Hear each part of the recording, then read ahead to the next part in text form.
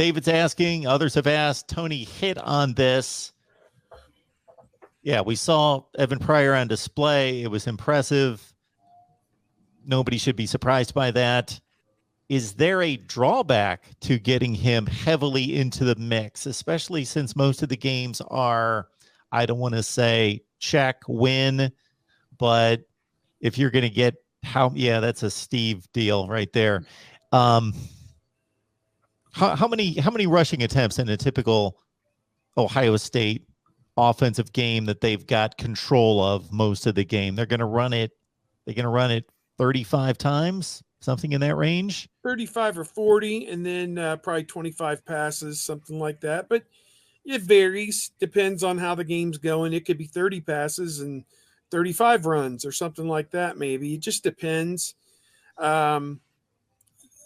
Just depends how the game's going. I mean, it could be skewed entirely toward the pass if they're losing, but we've seen that, obviously, where they completely abandon the run in some of these games. I think there's plenty of work for TreVeyon Henderson, Evan Pryor, and Miyan Williams. They needed 3 guys last year to get through a 13-game season, and there were games where each of Master Teague, Mayan Williams, and TreVeyon Henderson had in excess of 15, pushing 20 carries. And so I think, it takes a village to get through a long season like this. And, TreVeyon Henderson will probably miss a game somewhere in there, as bad as it is to say that. So when that happens, you definitely need those other 2 guys. So, running backs get dinged up. It does tend to happen. So they want to keep him healthy above all else. But what to me was good, not only was Pryor outstanding running the ball, but he also caught 4 passes for right around 40 yards or thereabouts as well. So he showed he can take it coming out of the backfield. Coach Day said he liked this wiggle where, he makes a guy miss. I think he was the one that made Mitchell Melton miss at the line of scrimmage and then broke outside and went down the sideline for about 25 or 30 yards. So he's got some stuff in his game. And, I think a lot of fans came away from that game saying this guy needs to play more. But Miyan did not take a backseat to anybody. He did outstanding just as well. And we know how good TreVeyon Henderson is. So I think you got 3 frontline backs, 3 guys who'd play for just about anybody. And it's a great problem for Tony Alford and Kevin Wilson and Ryan Day to have.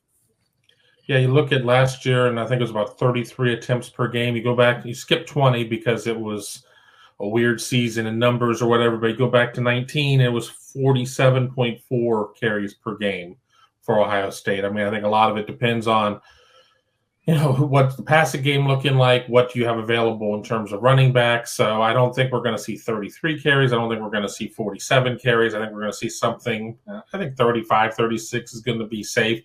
If Ohio State is going to get into a position where a lot of people on this channel believe that it is and win a lot of games in the first half, there's going to be opportunity as they save the tread on TreVeyon's tires for guys to get in there and play some meaningful snaps, maybe even in the late first half, to be honest. I don't think Evan Pryor is quite to the point of where he's looking directly across at Mayan Williams, but I think he made some huge strides in there because I think there were people that questioned if Evan Pryor was going to ever be able to develop a college football body, because we remember him getting blown up on a blocking assignment in year 1, and that was kind of the end of that experiment. It's like, all right, well, we're definitely redshirting you at this point.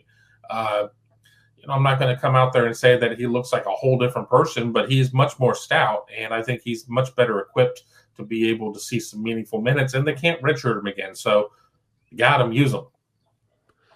Yeah, and as all the coaches have said, if they're good enough to play, you owe it to them to play them. And so that's where Evan Pryor is. I don't think he's the backup, but I think there are things that he can do that Mayan Williams can't, and so you just need to put those into the game plan if he shows that he's worthy of it.